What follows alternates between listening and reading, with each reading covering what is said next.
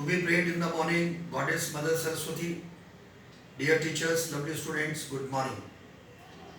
आज मैं एक ऐसे संत पुरुष, देह पुरुष, विभिन्न भाषाओं के उद्भट विद्वान, समाजसेवी, हिंदू धर्म के पुरोधा स्वामी विवेकानंद जी के बारे में एक घटना सुनाने जा रहा हूँ। स्वामी विवेकानंद जी एक बार एक अध्ययन कक्ष में बैठे हुए अध्ययन कर रहे थे, अर्थात एक पुस्तक पढ़ रहे थे।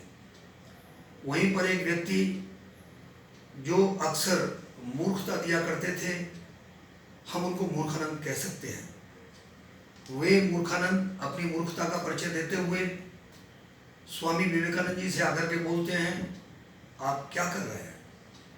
स्वामी जी कहते हैं कि भाई मैं पुस्तक पढ़ रहा हूँ, पुस्तक का अध्ययन कर रहा हूँ।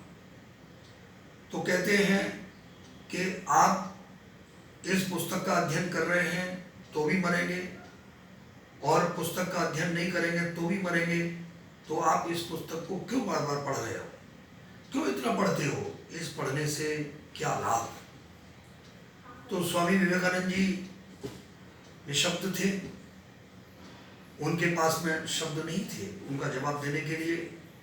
लेकिन उन्होंने कहा, प्रिय बंधु, मेरा भी एक प्रश्न है। आप मुझे बताएं कि आप खाना नित्य प्रति खाते हैं, आप खाना न खाएं और खाना खाएं, इससे क्या फर्क पड़ता है? तो आज से आप खाना छोड़ दो।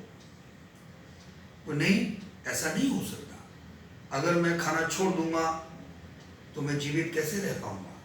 मैं तो मर जाऊंगा।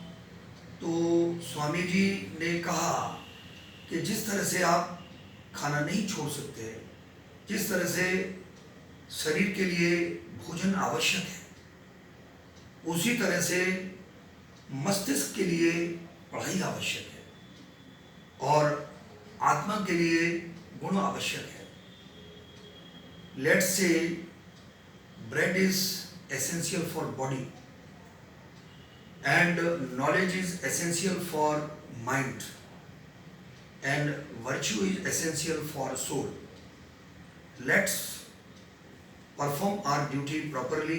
अतः हम सभी अपने धर्म का निर्वहन पालन विधिवत करें और प्रगति पथ पर अग्रसर होते रहें।